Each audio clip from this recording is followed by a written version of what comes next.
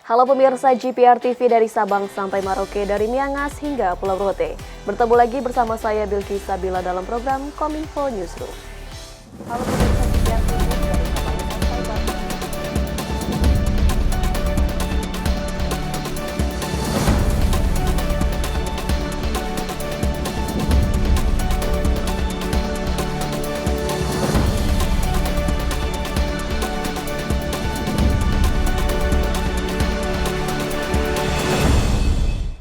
Inilah Kominfo Newsroom selengkapnya. Pemirsa, pemerintah Joko Widodo terus mengembangkan sarana dan infrastruktur pendukung serta melakukan modernisasi transportasi massal di tanah air.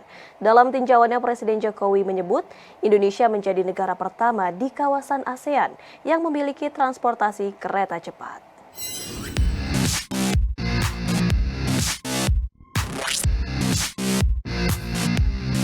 Presiden Joko Widodo kembali meninjau pengerjaan kereta cepat Jakarta-Bandung di kawasan infrastruktur PT Kereta Cepat Indonesia China di Kecamatan Cilenyi, Kabupaten Bandung, Jawa Barat. Dalam keterangannya, Presiden mengatakan progres sampai saat ini sudah mencapai 88,8%. Untuk pemasangan rel kereta cepat Jakarta-Bandung sendiri sudah selesai sepanjang 17 km. Hal tersebut menunjukkan progres signifikan jika sebelumnya tinjauan Presiden pada 17 Januari 2022, pembangunan pintu masuk tunnel 2 proyek kereta cepat masih tengah mengalami permasalahan teknis. Dengan adanya kereta cepat Jakarta-Bandung, Presiden menilai proyek tersebut merupakan kereta cepat pertama di ASEAN, meningkatkan konektivitas antar negara, dan diharapkan bisa meningkatkan titik pertumbuhan ekonomi baru baik di Jakarta maupun Bandung. Ya, ini memang kereta api cepat yang pertama di kawasan, di ASEAN. Dan kita mengharap nanti terjadi konektivitas antar negara, entah disambungkan itu dengan pelabuhan, entah itu disambungkan dengan airport, dan entah nanti juga bisa disambungkan dengan kereta cepat seperti ini. Dan itu sudah menjadi gagasan besar di ASEAN agar konektivitas antar negara-negara ASEAN ini tersambungkan secepat-cepatnya dalam rangka daya saing ASEAN. Uji coba kereta cepat Jakarta-Bandung sendiri akan segera dilakukan dan proses uji coba akan dilakukan 2 tahap, yakni tahap pertama dalam rangka event internasional G20. Dilakukan uji coba kereta inspeksi dari Tegaluar untuk menuju pada Larang pada akhir November 2022. Menutup perjumpaan persnya, Presiden menargetkan proyek kereta cepat Jakarta-Bandung dapat selesai dan mulai beroperasi Juni 2023. Kereta cepat Jakarta-Bandung akan melintasi beberapa stasiun, mulai dari Stasiun Halim, Stasiun Karawang, Stasiun Padalarang, yang akan ditempuh kurang lebih selama 36 hingga 45 menit. Selanjutnya dari Stasiun Padalarang akan menjadi stasiun perjumpaan antara kereta cepat dengan kereta feeder kereta cepat Jakarta-Bandung yang akan menuju Stasiun Bandung menggunakan kereta feeder dengan waktu tempuh kurang lebih 22 menit. Kecepatan kereta cepat Jakarta-Bandung bisa diatur antara 250 hingga 300 km per jam dengan 2 kali pemberhentian, yaitu Stasiun Karawang dan Stasiun Padalarang. Peluncuran nanti untuk operasional insya Allah kurang lebih nanti di bulan Juni 2023. Presidensi G20 Indonesia tahun 2022 digelar di tengah gejolak geopolitik dunia. Meski demikian, Indonesia berkomitmen agar forum tersebut dapat menghasilkan kerjasama konkret, tidak hanya berguna bagi anggotanya, tetapi juga bagi negara berkembang yang lainnya. Menteri Luar Negeri Retno Marsudi menyebutkan bahwa presidensi G20 tidak boleh gagal. Hal tersebut dikarenakan hasil dari presidensi G20 sangat ditunggu oleh masyarakat dunia. Hingga saat ini Indonesia tetap berkomitmen agar G20 menghasilkan kerjasama yang konkret yang nantinya tidak hanya berguna bagi anggotanya namun juga bagi dunia, terutama bagi negara berkembang. Menteri Retno juga menyebutkan bahwa presidensi Indonesia tahun ini merupakan presidensi yang paling sulit karena dunia sedang menghadapi multiple crisis seperti pada pandemi yang belum usai, perang di Ukraina, dan tensi geopolitik yang menajam serta terjadi krisis pangan, energi, dan keuangan. Dengan kondisi tersebut, maka diperlukan pembahasan dan juga inovasi. Tugas Indonesia sebagai tuan rumah presidensi G20 adalah mengelola agar dinamika yang sangat luar biasa tersebut tidak merusak seluruh bangunan G20. Hingga saat ini segala persiapan telah dimatangkan, seperti persiapan logistik dan persiapan substansinya. G20 merupakan salah satu dari sedikit forum ekonomi dunia yang masih dapat bekerja merespon krisis global yang terjadi saat ini. G20 tidak boleh gagal karena G20 hasil kerjanya ditunggu oleh masyarakat dunia. Jadi sekali lagi, G20 tidak boleh gagal. Di masa sulit seperti ini, G20 adalah salah satu dari sedikit forum ekonomi dunia yang masih dapat bekerja merespons krisis global saat ini.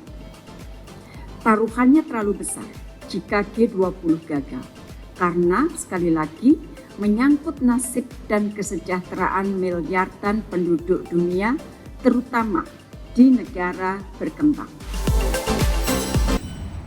Kemitraan usaha antara UMKM dengan usaha besar merupakan ekosistem percepatan program pengembangan UMKM. Percepatan program itu berupa peningkatan kapasitas usaha dan akses pembiayaan. Menteri Koperasi dan UKM Teten Mas Duki menyebut pentingnya percepatan program pengembangan ekosistem koperasi dan usaha mikro kecil menengah. Salah satunya meningkatkan kemitraan usaha antara UMKM dengan usaha besar. Selain itu, percepatan program yang perlu dilakukan adalah meningkatkan kapasitas usaha dan akses pembiayaan. Oleh karena itu, perlu adanya dukungan serta kolaborasi dari seluruh mitra kerja untuk mengatasi tantangan tersebut. Kemenkop UKM meminta perbankan untuk mengubah pendekatan kredit dan menerapkan sistem digital dalam menilai kinerja UMKM sehingga memudahkan bagi kredit scoring UMKM. Menkop UKM Teten juga mendorong laporan keuangan UMKM dengan sistem digital sehingga terjalin keselarasan antara UMKM dengan perbankan. Program percepatan lainnya adalah memberikan kemudahan perizinan dari informal ke formal, termasuk di dalamnya izin edar produk UMKM dari Badan POM. Diharapkan langkah ini dapat memaksimalkan output potensial sehingga pertumbuhan ekonomi mampu kembali secara berkelanjutan. Kita harus sudah mulai menyiapkan UMKM kita itu terintegrasi dengan industri, dengan swasta, dengan usaha besar. Ya, kemitraan UMKM dengan swasta. Ya, tanpa itu sulit UMKM bisa naik kelas. Ya, 93% usaha mikro dan kecil masih belum terintegrasi, belum menjadi bagian atau belum bermitra dengan usaha besar. Ya, 4,1% UMKM kita yang baru masuk ke global value chain. Karena itu ekspor kita sangat rendah, 15%. Pertemuan Menteri Keuangan dan Gubernur Bank Sentral bersama dengan pertemuan tahunan Dana Moneter Internasional dan Grup Bank Dunia kembali digelar pada 12 hingga 13 Oktober 2022. Dalam pertemuan tersebut, para Menteri dan Gubernur Bank Sentral G20 menegaskan untuk kembali berkomitmen mereka untuk memecahkan berbagai masalah global. Kementerian Keuangan dan Gubernur Bank Sentral kembali bertemu di pertemuan keempat yang diselenggarakan pada tanggal 12 hingga 13 Oktober 2022 di Washington DC, Amerika Serikat. Pertemuan ini merupakan lanjutan dari serangkaian agenda G20 yang membahas isu sektor keuangan.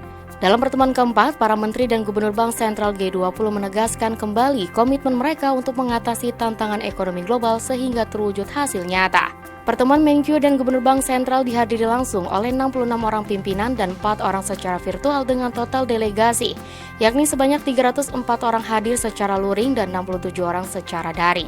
Terdapat 6 isu yang dibahas oleh Sri Mulyani dan Peri Warjio dalam pertemuan ini, yakni ekonomi global, arsitektur keuangan internasional, peraturan sektor keuangan, investasi, infrastruktur, keuangan berkelanjutan, dan perpajakan berkelanjutan. Presidensi G20 Indonesia harus menjadi forum kerjasama internasional yang mampu memitigasi dan antisipasi segala bentuk krisis termasuk konflik geopolitik.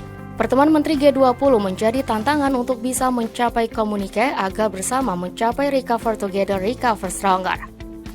This is the group of 20 countries which comprise 85% of the world economy, that they should also be able to protect the livelihood of endangered people while also bringing the world to a strong, sustainable, balanced, and inclusive growth.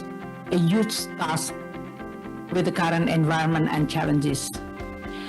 The economic and the global complex global situation, because this is not only just economic factor but geopolitical factor, which is requiring us to cooperate even more, to coordinate and synchronize policy, which is becoming so difficult under the fragmented situation. First issue related to the global economy, we are all saying, regardless the source of the uncertainty and the problem, we want to strengthen our coordination and harmonizing action on issues that are critically important for global economic stability, prosperity, including related to the food and energy. Pemirsa, usai jeda kami akan kembali dengan beragam informasi lainnya. Tetaplah bersama kami dalam Kominfo Newsroom.